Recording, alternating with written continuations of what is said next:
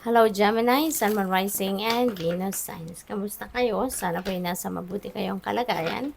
Welcome back po sa Star Tarot at kung bago kayo rito, welcome din po kayo. Please subscribe, like, share my videos, and leave me a comment kung nakaresonate kayo. Thank you. So, tignan natin kung ano yung mga messages ni Gemini. We have Four of Swords. Ayan. So, Gemini, parang nanghihina na si Panda rito, no? Kaya maaring ganun din na nararamdaman ng iba sa inyo. Baka you are super tired na. Maybe you've been always busy. Kaya parang eto na, pagod na. At gusto mong magpahinga. No? Ito nga parang ano ka na nanghihina na si Panda rito. Nagpapahinga na nga siguro siya. Kaya maaaring ganito din ang vibe ninyo sa ngayon. Maaaring ganito din ang nangyayari sa inyo sa ngayon na yung katawan ninyo talagang humihingi na ng pahinga. Kasi baka marami talaga kayong pinagkakaabalahan. No? Maybe you are fragmented already. Isip niyo here and there. No? Kapag pagod ang isip natin, nadadamay ang katawan natin, 'di ba? Pagod na pagod din yung katawan natin. So, what else? We have Page of Swords. May paparating na mga um, uh, kaalaman. Maybe you are curious about something, kaya daming libro, nire-research mo, binabasa mo. You want to educate yourself, siguro, or there's something na curious ka. Kaya talaga nagre-research ka siguro on your own, no? Pwedeng ganon. Pwede rin, ang iba sa inyo dito, baka mag-aaral. Maybe you're going back to school para mag-aral. So, possible din yan. So, good luck sa'yo.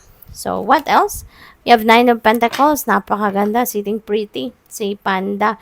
Kasi, ni-enjoy niya yung mga Pentacles, no? Ni-enjoy niya yung bunga ng kanyang pagsisikap. Na ito yung fruit of your labor dito coming in.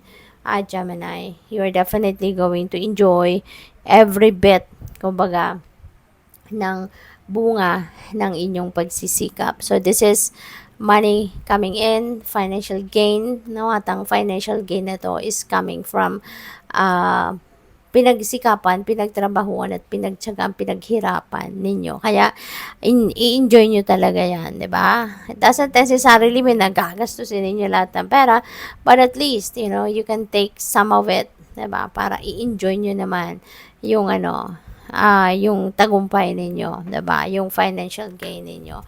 So, definitely, merong malaking pera dadating. So, maaari, no, na talagang magsisave ka. Or baka meron kang pinag-iipunan, 'di ba? So, whatever the case may be, enjoy your money. Okay? So, what else? By the way, I would like to say hi and shout out muna sa ating beloved channel member na si At Alexander Toralba 3777. Maraming salamat po for your support sa channel, pati na rin sa patuloy ninyong pag-send ng donasyon. No? Maraming salamat for your generosity. So, house. So, baka kailangan mo ng pahinga talaga, no? Pahinga ka muna sa bahay, magbakasyon ka, staycation ba? No, yung kailangan mong gawin. Not necessarily na magbabakasyon ka, aalis ka, pupunta ka sa ibang lugar, mamamasyal. Pwede rin, no, kung gusto mo talaga. Pero staycation, staying home is also effective way, 'di ba, of taking a rest or taking a vacation from work, no? Yung makapagpahinga ka lang muna. So, ang iba sa inyo dito, baka you are going to focus on your family, no? Sa ngayon, baka meron kang panahon ngayon stay home, 'di ba? Be with your family, bond with your family, yung ganon. Pwede rin na ang iba sa inyo rito, baka merong mag-aasawa na, baka merong magpapakasal, no? Kung hindi man kayo, baka anak ninyo, or baka kamag-anak ninyo, kaibigan, ang maaaring magpapakasal dito. Kaya, good luck sa'yo. And, maaari din, na ang iba sa inyo rito, baka may bagong acquisition, no? May bagong acquire na bahay. Baka kayo ay nagpatayo ng bahay, at ngayon, baka ikaw ay magmo-move in na, no, sa bahay na ito. Possible din na baka may renovations, no? Baka meron kayong bagong biling bahay at maaaring inaasikaso ninyo dito, inaayos ninyo ang pagre-renovate dito bago kayo mag-move in. So, ang focus ninyo dito is family matters, bahay, living conditions ninyo, baka baka nagpapaayos kayo ng bahay, nagpapa-renovate, 'di ba? Para mas maging komportable ang ano ninyo, ang stay ninyo diyan, no? So po pwedeng gano'n ang ganap dito. So yung next message ninyo is the woman. Okay? So this is about someone kasi maybe you're going to be dealing with a woman sa ngayon, depende sa inyong sitwasyon kung sino man ito, but this is someone na very caring sa'yo, very very, ang tawag dito, very loving, very caring, napakamaalaga niya. So, feeling ko dito, para siyang mother archetype, 'di ba? Na parang nanay-nanayan siya sa'yo, kung alagaan ka niya parang nanay, no, parang alagang nanay, or po pwedeng this is your mom, 'di ba? Baka this is your mom that you're going to be dealing with sa ngayon.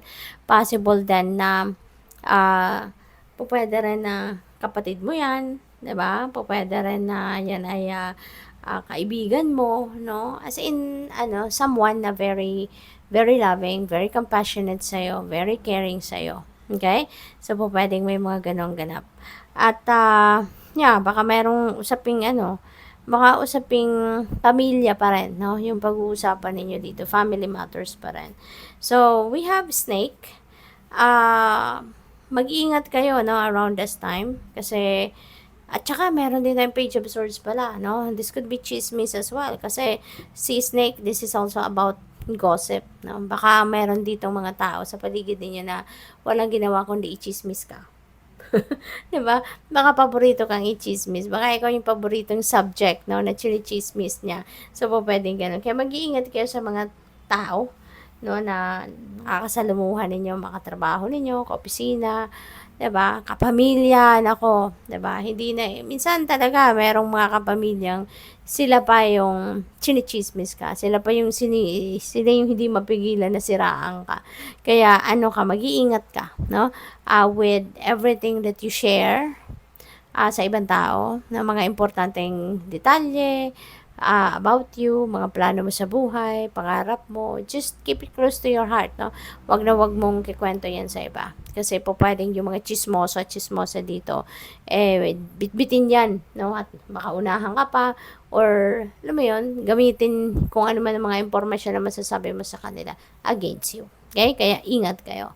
So, good luck. Thank you for watching. Love and light. Namaste.